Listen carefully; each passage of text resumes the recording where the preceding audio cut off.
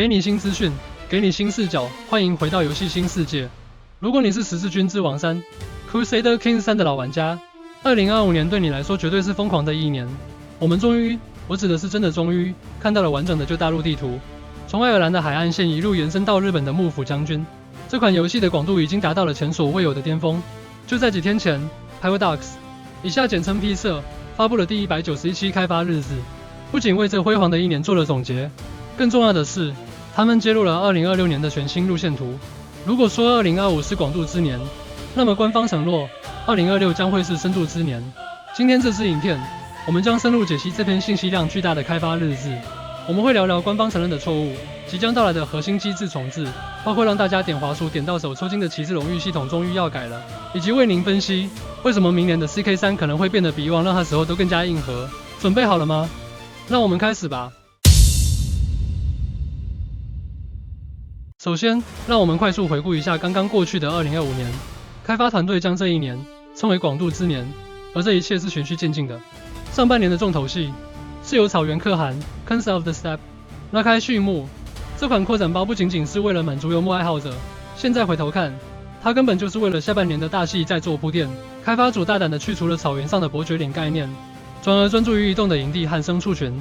这种如果你不喜欢邻居，就把整个家搬走的玩法，重现了当年那种策马奔腾的自由感，也成功打通了欧洲通往神秘东方的陆上走廊。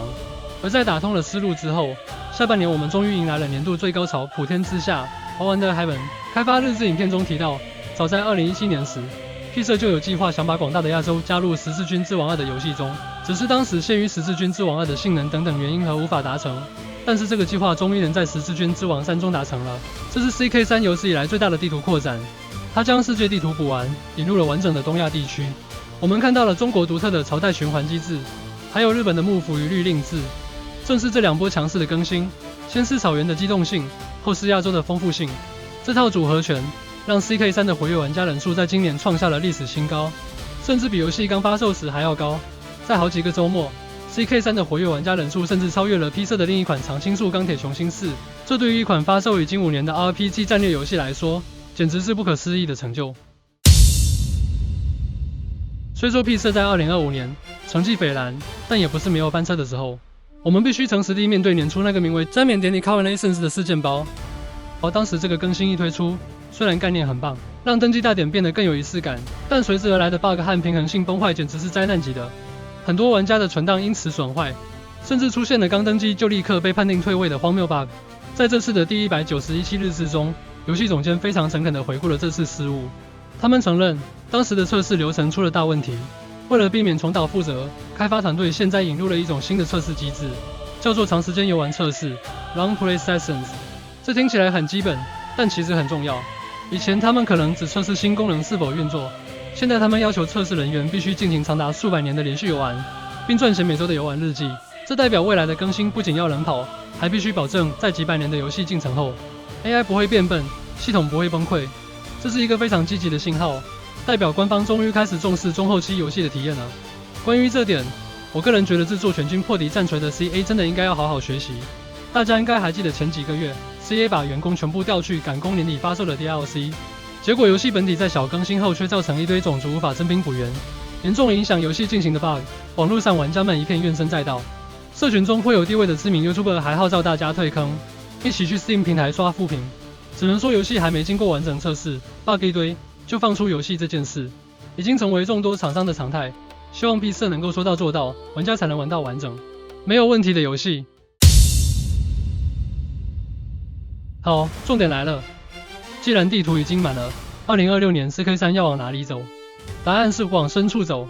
开发团队明确表示，2026年的主题是深度，他们将暂停扩张地图边界，转而回头打磨那些我们已经玩了很久，但总觉得哪里怪怪的核心机制。这主要归功于他们内部举办的 Black Forest Jam 创意竞赛，其中2个获胜的点子将会直接实装到游戏中。第一个，也是我个人最期待的改动，骑士荣誉系统大重置。老实说，目前的骑士荣誉系统虽然强力，但操作起来真的太痛苦了。一旦你的高级骑士战死，荣誉加成消失不说，你还得手动去茫茫人海中找一个符合条件的继承人重新指派。到了游戏后期，这简直是微操地狱。但在2026年的更新中，这个问题将被彻底解决。新的系统引入了4重机制，当你的荣誉骑士还在世时，系统会自动安排一个侍从跟随他。一旦骑士战死，侍从会自动继承该职位和荣誉等级，这代表你的精锐部队将成为真正的传承。你不需要在每隔几年就去点开那个该死的界面了。而且，累积的荣耀值在骑士死后不再是归零，而是会转化为更长远的家族声望。这才是我们想要的世代传承感，对吧？第二个重大更新是故事循环的可视化。以前游戏里有很多隐藏数值，比如你的宠物猫还能活多久，你的征服者故事进度如何，甚至是你是否会触发某个替身事件。这些以前都是后台的隐藏数据，玩家只能被动等待事件弹出。现在，这些内容将会整合进局势界面，你将会看到明确的进度条和 UI。这不仅让界面更漂亮，更重要的是，它让玩家从被动接受随机事件，变成了主动规划故事走向。你可以看到进度条，知道你正在做什么，该怎么做，为谁而做。这种情感连结和策略选择将会变得更加具体。除了机制更新，日志还透露了一些商业模式的变动。